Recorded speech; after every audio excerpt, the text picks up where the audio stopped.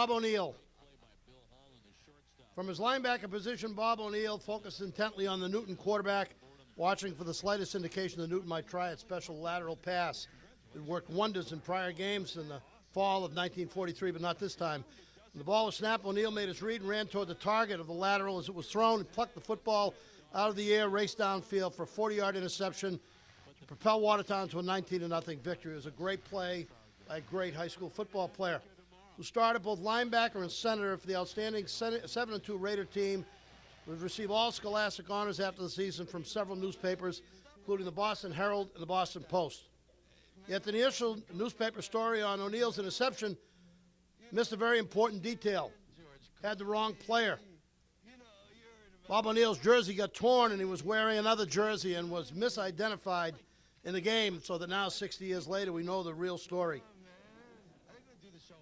The fall of 1943, Bob O'Neill was one of the top football players in the state of Massachusetts, number 51. And it gives us great honor to accept him into the Watertown High School Athletic Hall of Fame. He was a quiet leader, never blew his own horn, but everyone on the team knew what kind of player he was, as Don Costello Hall of Fame teammate of Bob O'Neill's. He was part of a backfield that included Hall of Famer in the initial Hall of Fame class, the great Bobby Clark. He was a big and he was a fast lineman in his day, one of the best centers in the business. Several great players on that team, but sometimes linemen go unrecognized and unnoticed. But Bob O'Neill, by the end of the year, was recognized throughout the state as a terrific football player. Against Winthrop, Watertown rallied and shut out. After Winthrop, the Winthrop game, they lost 8-0. They rallied and shut out their next two opponents, Winchester and Newton, both by 19-0 scores. Offense was hard to stop, and offensive lineman and center Bob O'Neill had a lot to do with that.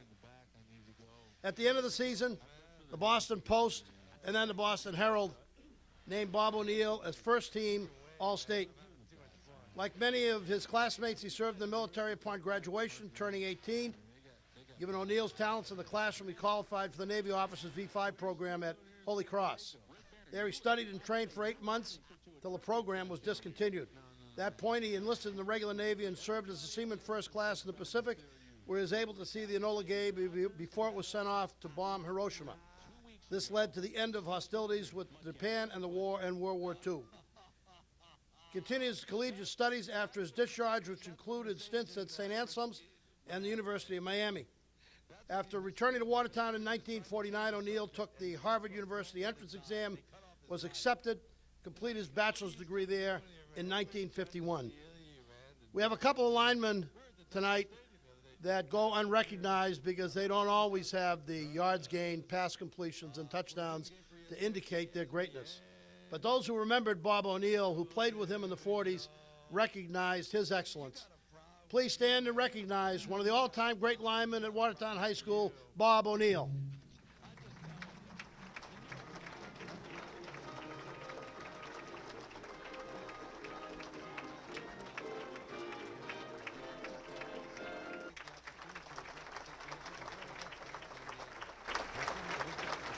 Let me get Bob. Mr. O'Neill. I want to assure everyone I was not drinking and driving. Toward the end of a long day on the golf course and evening at the game, I made a brief visit to my former co-workers in the television booth. I was offered the opportunity to I don't know where to begin. on the air at that time. I exercised Lost for words. and It's accepted, been even a though I great was not in evening. optimum condition. I appreciate it to very, go very, very, outside. very much. So, he went ahead I'd like and to- apologized. Is that not hysterical?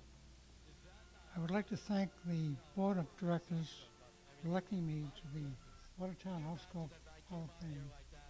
And I'm truly honored. This is a proud moment for me and brings back a lot of great memories. I would like to thank my wife Libby, my daughter Ellen, son Stephen, Bobby, Mark, and all my great-grandchildren. Thank you very much.